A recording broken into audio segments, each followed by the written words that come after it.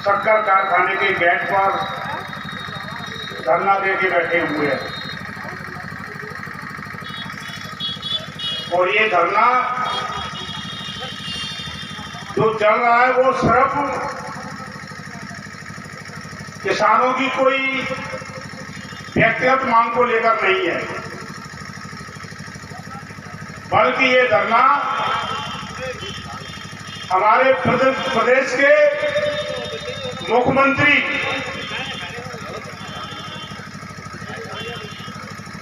यादव जी की जो बात है उसको बचाए रखने के लिए धरना है। उन्होंने मुरैना में आके घोषणा की थी कि शक्कर कारखाने को मध्य प्रदेश सरकार चलाएगी। पता नहीं किन लोगों का कौन सा दबाव था कि उनकी वो घोषणा पर अमल नहीं हो रहा है। तो हमारे ये क्षेत्र के किसान मध्य प्रदेश के मुख्यमंत्री की जो कही गई बात है, उनकी बात की इज्जत को बचाने के लिए यहाँ पर धरने पे बैठे हैं कि हमारे प्रदेश के सम्मान का सवाल है, हमारे प्रदेश के मुख्यमंत्री की कही गई बात का सवाल है, इसलिए उनके द्वारा कही गई बात पर अमल किया जाए और इस कारखाने को चलाया जाए। इस बात के लिए यहाँ पर बैठे हैं 18 तारीख से। और हमें ये भी समझना होगा और उन हुक्मरानों को भी समझना होगा, सत्ता में बैठे हुए वो तमाम लोग, उनको ये समझने की जरूरत है कि ये शक्कर कारखाना कैलाश में जब स्थापित हुआ था तो इसका उद्देश्य क्या था। हमारे बुजुर्गों को ये मालूम है कि ये चंबल संभाग की जो धरती है वो कभी बागियों की बंदूकों से पूजा करती थी। यहाँ बागी हुआ करते थे और उस बागी समस्या को खत्म करने के लिए, यहाँ पर रोजगार के साधन उपलब्ध कराने के लिए, ताकि यहाँ पे लोगों को आर्थिक रूप से संपन्नता मिले और वो जंगलों में बंदूक उठाकर घूमने से बाज आए, उस डकैत समस्या को खत्म करने के उद्देश्य से कैलाश के अंदर ये शक्कर कारखाना स्थापित किया गया था। 1971-72 में जब ये स्थापित हुआ, उसके बाद जोरा, कैलाश, सबरगढ़, विजयपुर के किसानों ने बड़ी मात्रा में गन्ना पैदा करना चालू किया।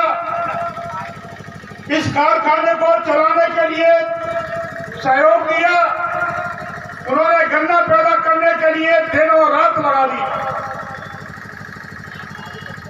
और उस कारखाने के चलने से इस क्षेत्र का चहुमुखी विकास देखने को मिला। जब ये कारखाना चलता था तो चाय के होटलों से लेकर शराबे की दुकान तक एक अलग तरह की चमक बनी हुई रहती थी। लेकिन इस इलाके के शक्कर कारखाना और एमडीएस सीमेंट का जो खदान हुआ करती थी, ये दोनों ही इन सरकार की नीतियों की वजह से बंद हो गई। शक्कर कारखाने की जो चालू करने की घोषणाएं हमारे पूर्व मुख्यमंत्री शिवराज सिंह जी पुरानी सब्जी मंडी की सभाओं में और रजौदा के अंदर और मुरैना के अंदर लगातार करते आए हैं, लेकिन वर्षों तक मुख्यमंत्री रहने के बाद घोषणाओं पर अमल नहीं हुआ।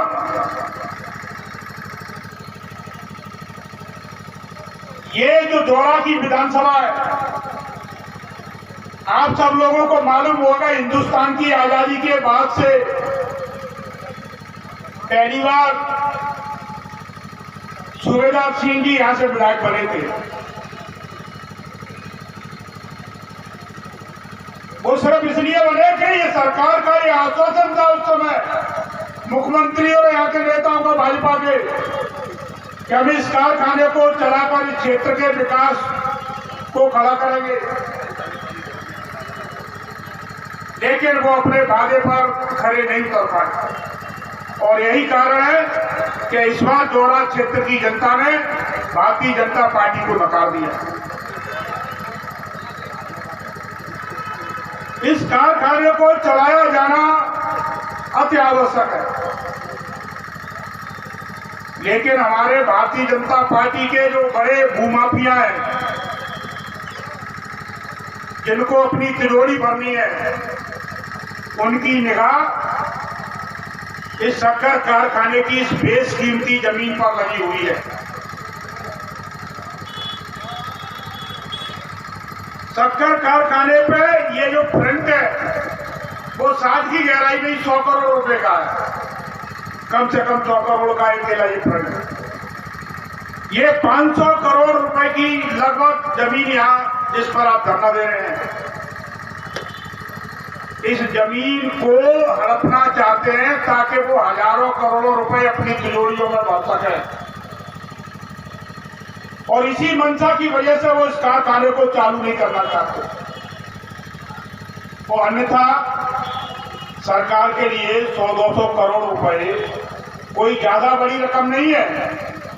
आपके हमारे लिए 100-200 रुपए होते हैं, उस तरह की रकम है मध्य प्रदेश सरकार के लिए। वो नए उद्योग लगाने के नाम पर जो लगातार उद्योगपतियों को आमंत्रित करते हैं, मीटिंग करते हैं, उनके लिए घोषणाएं करते हैं, उन पर ही लाखों करोड़ों रुपए खर्च करते हैं। फिर इस कारखाने को चालू करने के लिए क्यों नहीं किया जा सकता?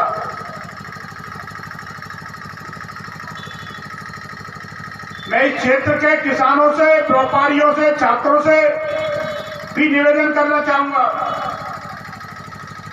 कि इस कारखाने को चालू होने का मतलब समझिए। आप अपने खेत के अंदर 10 बीघा जमीन में कुछ भी पैदा कर लीजिए, पूरी साल के अंदर 1 लाख रुपए से ज्यादा का पैदा नहीं कर पाते हैं। उसमें जो लागत मूल्य लगाकर 1 लाख रुपए से ज्यादा का पैदा नहीं कर पाते। लेकिन गन्ना अगर आप पैदा करेंगे तो 10 बीघा में कम से कम 8 और 10 लाख रुपए का गन्ना पैदा होगा। इससे ज्यादा अच्छी फसल कोई दूसरी हो नहीं सकती। दूसरा, गन्ने की फसल को एक बार बोना पड़ता है, 3 साल तक उसका उत्पादन लेते हैं। उससे बरसात से, ओलों से ज्यादा प्रभावित नहीं होती, कीटों से ज्यादा प्रभावित नहीं होती। गन्ने की फसल को कैश क्रॉप फसल माना जाता है, नकदी के आमदनी वाला फसल माना जाता है। गन्ने की फसल से जो ताकत आपको मिलने वाली है और अकेले किसानों को नहीं मिलेगी। जब किसानों की जेबों में वो पैसा आएगा गन्ने को बेचकर, तो वो खर्च करने के लिए कहां जाएगा? वो खर्च करने के लिए कैलाश के, सबलगढ़ के, विजयपुर के, जोरा के बाजार में खर्च करेगा भाई। इसलिए किसानों को जितनी जरूरत है इस फैक्ट्री की, उतनी जरूरत उन व्यापारियों को भी है। उनकी भी आमदनी के स्रोत बढ़ेंगे कारखाना चालू होने से, उनकी भी आमदनी के स्रोत बढ़ेंगे, उनके परिवारों में भी खुशहाली आएगी। तो जब हमारे क्षेत्र का किसान, व्यापारी खुशहाल होगा तो उनके बच्चे पढ़ने लिखने में आगे जाएंगे। क्योंकि आजकल पढ़ाई पर खर्च हो रहा है, लाखों रुपया सरकार ने महंगा कर दिया है शिक्षा को। अब आपको डॉक्टर, इंजीनियर बनाने के लिए लाखों करोड़ों रुपए खर्च करने पड़ रहे हैं। 1-1 करोड़ रुपए डोनेशन देना पड़ रहा है मेडिकल में। इसलिए इस कारखाने को चलाना बहुत ज्यादा आवश्यक है। सरकार को अविलंब घोषणा करना चाहिए इस कारखाने को चलाने की। इसकी नीलामी को तत्काल रोका जाना चाहिए जमीन की। मैं कर्मचारी भाइयों से भी निवेदन करना चाहता हूं। लगातार 18 तारीख से हमारे सभी वक्तागण उनसे निवेदन कर रहे हैं, अपील कर रहे हैं। उनको समझना चाहिए कि ये कारखाना बचेगा तो आपकी जिंदगी बचेगी। ये जो पैसा आपका जो बकाया है वो तो उनको देना ही पड़ेगा। हमारे वक्ताओं ने पहले बता चुके हैं, कोर्ट का आदेश ये नहीं है कि जमीन को बेचकर उनका पैसा दिया जाए। उन्होंने कलेक्टर को ये कहा है एनी हाई कहीं से भी करके आप उनको पैसा दें। पैसा देने के लिए एकमात्र विकल्प जमीन बेचना नहीं है। पैसा देने का मतलब है तमाम सारी संस्थाएं जो देश के अंदर गन्ना विकास के लिए काम करती हैं, उन संस्थाओं से भी पैसा लिया जा सकता है, कोऑपरेटिव सेक्टर से भी उधार पैसा लिया जा सकता है और सरकार उसके लिए अनुदान दे सकती है। हमारे वक्ताओं ने कल बताया कि इंदौर का जो हुकमचंद शुगर मिल है उसको बचाने के लिए भी 450 करोड़ रुपए मध्य प्रदेश सरकार ने दिया है। 450 करोड़। तो भैया 100-200 करोड़ हमारे इस सरकार कारखाने को चलाने के लिए भी दे दो, हम आपसे आग्रह कर रहे हैं। हमारे सांसद जी का बयान कल छपा है। अब चूंकि वो कैसे भी बने, फेर या प्रशासनिक मदद से बने, लेकिन अब वो वैधानिक तौर पर हमारे क्षेत्र के सांसद है मुरैना जिले के। उनका बयान छपा है कि हम तो कारखाना चालू करना चाहते हैं, ये तो सिर्फ वैसे ही बैठे हुए हैं किसान।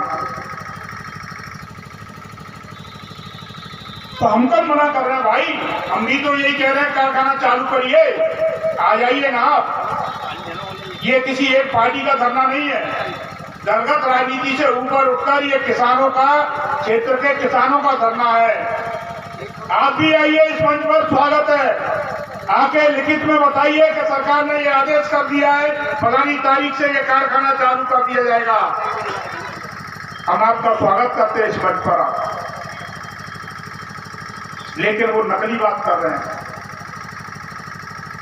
और आप सब लोग भी जानते हैं हमारे सांसद को इतना बोलने का अधिकार भी दिया हुआ नहीं है भारतीय जनता पार्टी में। वो तो दूसरे की फूंक से बजने वाले संत हैं। कोई दूसरा बोलेगा, फूंक देगा, तब आवाज निकलेगी। वो कुछ नहीं कर सकते। आजमा के देख लीजिए, आप अपने गांव के लिए उनके सांसद निधि से एक हैंडपंप बिना बड़े नेताओं के इशारे पर नहीं ला सकते। आपने अपने गांव के अंदर हैंडपंप नहीं लगवा सकते उनसे, क्योंकि वो बिना उन नेताओं के कहे हैंडपंप भी मंजूर नहीं कर सकते अपने सांसद निधि से। विधायक रहते हुए भी उनके समय पे, उनके जब वो विधायक थे दिल्ली से, तब भी उनकी जो विधायक निधि थी वो जब्त हो जाया करती थी, लेकिन जनता में बढ़ती नहीं थी। और सांसद निधि का भी हिसाब लेके देख लेना, वो तुम्हारे क्षेत्र के विकास के लिए काम नहीं आएगी। वो वहीं की वहीं जमा हो जाएगी। वो खर्च नहीं कर पाएंगे, क्योंकि ऊपर से उनको उन नेताओं की अनुमति नहीं होगी जिनके गुर्गे के तौर पर वो जीत कर गए हैं। इसलिए उनके बयान को ज्यादा गंभीरता से नहीं लिया जाना चाहिए। अगर सरकार इसके प्रति गंभीर है तो मध्य प्रदेश के कृषि मंत्री को बयान देना चाहिए, मध्य प्रदेश के मुख्यमंत्री को बयान देना चाहिए कि हम फलानी तारीख से कारखाने को चालू कर रहे हैं, और उसका तरीका बताना चाहिए किस तरह चालू होगा। और ये कारखाना किसी की व्यक्तिगत संपत्ति नहीं है, ये सरकार की भी नहीं है। मैंने पिछली बार भी जब मैं बोला था इस मंच से कहा था कि पूरी तरह सरकार की संपत्ति नहीं है। ये ग्वालियर चंबल संभाग के श्योपुर से लगाकर भिंड तक चंबल संभाग के किसानों ने अपने खून पसीने की कमाई से जो अंश इस कारखाने को स्थापित करने के लिए दिया था, इस मेहनत की कमाई से बना हुआ ये कोऑपरेटिव का कारखाना है। ये क्षेत्र के किसानों के पैसे से तैयार किया गया कारखाना है, इसलिए ये हमारी आपकी संपत्ति है, ये सरकार की पूरी तरह संपत्ति नहीं है। सरकार हिस्सेदार है इसकी, हम भी उतने ही हिस्सेदार हैं जितनी ये मध्य प्रदेश की सरकार हिस्सेदार है इस कारखाने के अंदर। और इसीलिए इस कारखाने को इस तरह नहीं भेजा जा सकता। ये जो नीलामी के लिए विज्ञप्ति जारी की गई है अवैधानिक है। ये गलत तरीके से बिना किसानों की सहमति के विज्ञप्ति जारी की गई है। इस तरह संपत्ति बेचने का अधिकार कोऑपरेटिव सेक्टर में है ही नहीं। अगर ये संपत्ति इस तरह बेच दी जाती है तो इनके खिलाफ हाईकोर्ट जाया जा सकता है, कलेक्टर के खिलाफ। कलेक्टर की नौकरी खतरे में पड़ सकती है।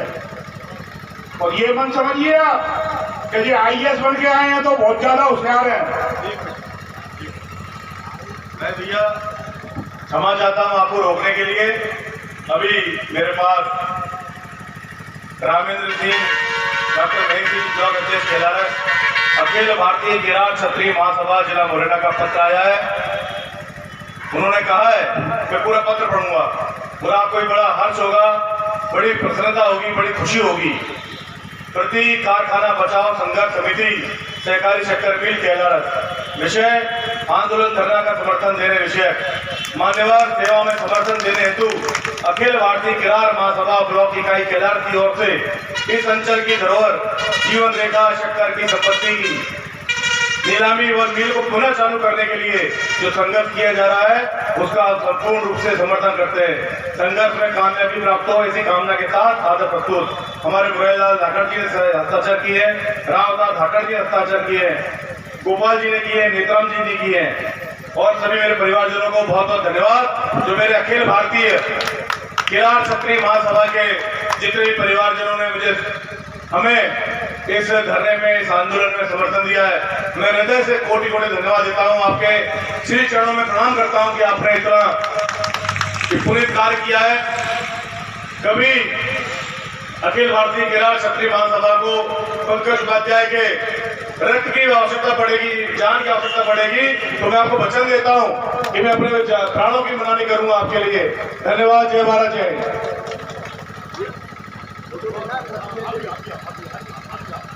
धन्यवाद।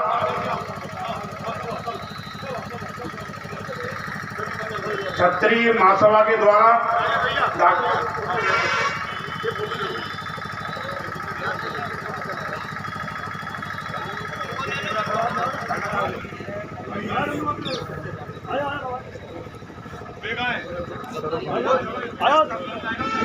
सरपंच